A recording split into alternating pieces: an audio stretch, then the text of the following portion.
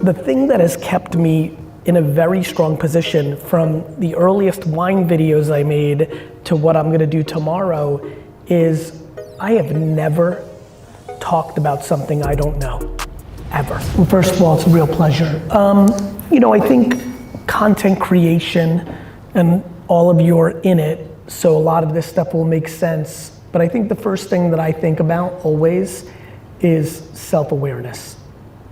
I think the biggest issue for content creators is them being inspired by someone else and then them subconsciously, not even consciously, subconsciously trying to be like that person, which is an incredibly difficult task because every one of us in this room, me included, have strengths and weaknesses in their ability to create content. So I think there's a couple things to think about. One, your own self-awareness of what you're good at. For example, I'll give you one. I think the concept of writing content is like forgotten in a visual world, yet I can tell you that some of my written content on LinkedIn is dramatically more profound and does well than my clips on TikTok or Instagram. And there may be people in this room whose strongest method of communication is actually in written form, yet the push towards short form video or images make them work on that when they're deviating from a strength. So I think first and foremost, what I think about is a couple things. And they're all in the form of transparency and self-awareness. One, what are you best at communicating? Is it audio, video, written form? Two, the thing that has kept me in a very strong position from the earliest wine videos I made to what I'm gonna do tomorrow is I have never talked about something I don't know, ever. I think when you're a content creator, you feel pressure to output. And when you feel pressure to output, you can get very caught to start talking or creating around something you may not fully understand. A lot of people come and go, and there's some very clear truths to having success. And I think it's one, understanding your format while still trying to challenge yourself. You may be better at writing. It's still good to try to be better at video, but it's not crippling yourself and thinking you can only be successful if you do video. Two, do not deviate from your knowledge. Now, that doesn't mean look at me, I'm talking about NFTs.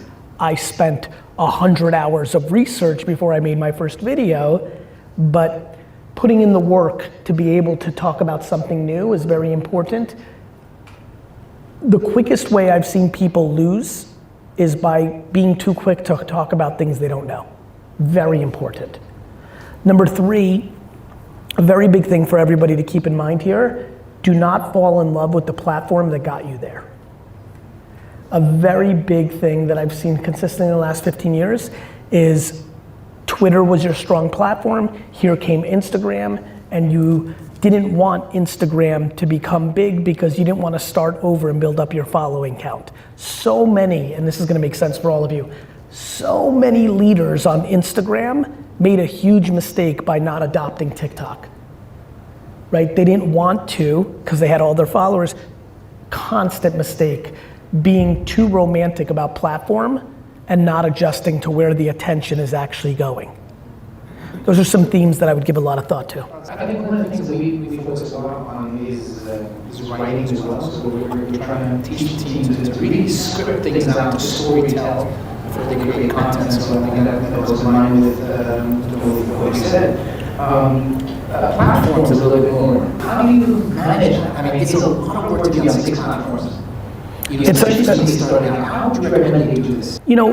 The way you do it is a couple different ways. One, I think that a lot of people get hurt by the ideology of perfection. So I think one of the reasons, long before I had D-Rock or a team, I was able to, by myself, while running businesses, be active on every platform, is because I didn't ideologically think about every single piece of content. I think when you're trying to make every piece perfect for yourself, perfection is usually just another word for insecurity. Everyone's overthinking it. And so one, it's to feel comfortable with that. Number two is to be okay with not being on 6 platforms. I think sometimes we feel too much pressure to be everywhere. I talk about it, I'm like, be everywhere, post a lot. A lot of people can't manage that, and that's okay. I believe it has to do with insecurity of success of the piece of content. The biggest reason people didn't go to TikTok when they were winning on Instagram was they didn't have the humility and the self-confidence to not be successful on TikTok immediately. So I think the biggest reason people don't produce is more of a mental game than, it's not hard to produce content for 6 platforms. It's really not. You can do it. It's that people fear lack of success in numbers from a vanity standpoint, which stop them from actually doing it. So I think humility is one of the true superpowers of a scaled influencer or content creator. Being okay with starting at 0 or being okay if the content's not doing great. I'll give you another, for example, with me on TikTok, even though I know it's the most important platform, I don't have the time to produce original TikToks, so I know my post-produced content doesn't maximize my ability to win on TikTok, but I'd rather still put out stuff and get what I can than be insecure that I'm only getting 50,000 views on a TikTok when I have 13 million followers. That doesn't register to me as a negative. For too many people, it does register as a negative. There's still a lot of people over here that are reluctant to move into TikTok. We still have that around here. Is that the case globally? It's the case globally. It's a huge mistake. TikTok is eating up the attention of the consumer by the second. To be a content creator, like to be in this room and to not be producing content for TikTok is virtually unacceptable. If you're a content producer, that's just especially all the different ways that TikTok now makes it easy to make content, voiceovers, you're also making a very important mistake if you're not doing it. TikTok is based on the interest graph, not on the social graph. What I mean by that is, as many of you know, TikTok puts content in front of you based on what you're interested in, not who you follow. This is a very important insight for everybody here. As AI and algorithms continue to increase, that is a much stickier way of doing content than following people. By not making TikToks right now, you're not getting the practice of understanding the interest graph, which would 100% going to be the way the next platform is built. And so you're not getting accustomed to that format, which is almost like not running on a treadmill before you have to run a marathon. So another reason TikTok's incredibly important is it's prepping you for the next iteration. And by not doing it, you're getting even further behind as a content creator, because your brain starts going into interest graph creation, which is very important. So when TikTok was first popping and I was making content, because I was making content when it was Musical.ly before even the TikTok acquisition, a lot of people are like, what are you doing? This is for 13-year-old girls dancing. And I'm like, it's not. It is now, but Facebook was only for college kids. And Instagram was just for photographers. Platforms evolve.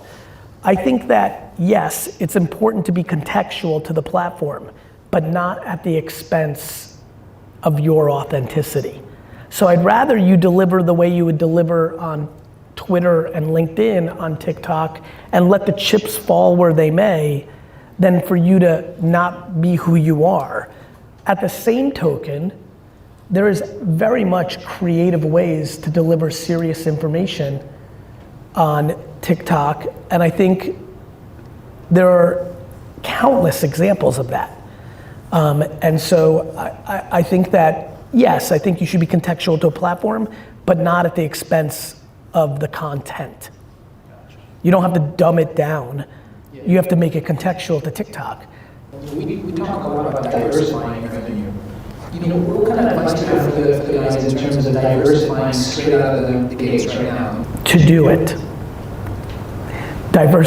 diversifying your income streams is always a good strategy. Oh, it's not? Is always a good strategy, yeah, of course.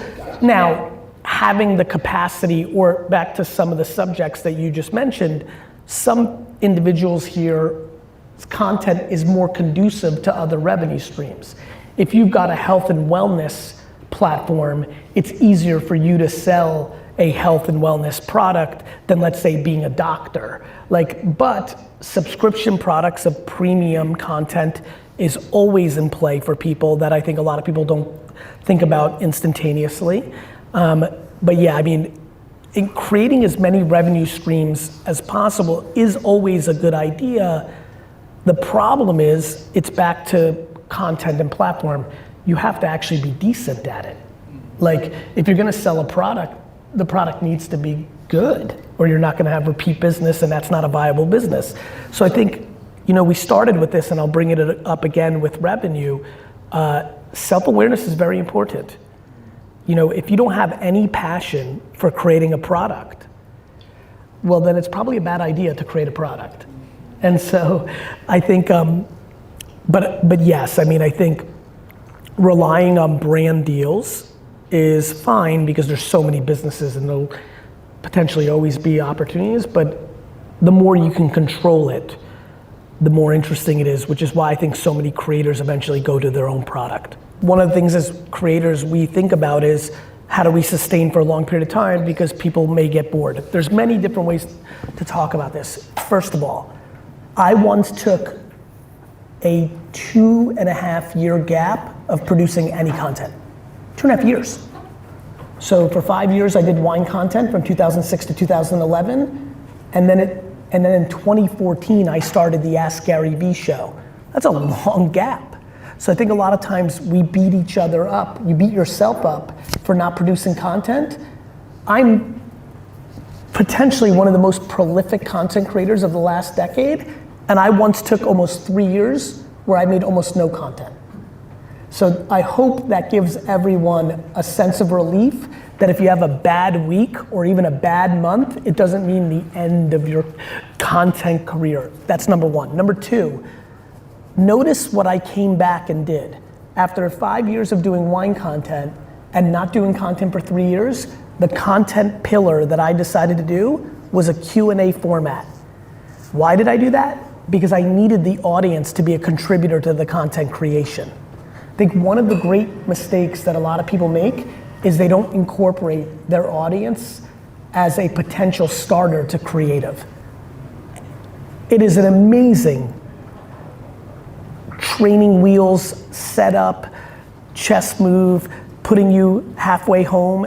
Incorporating your audience to being a starting point to more content is something more people need to do. Q&As, answering questions, interactions.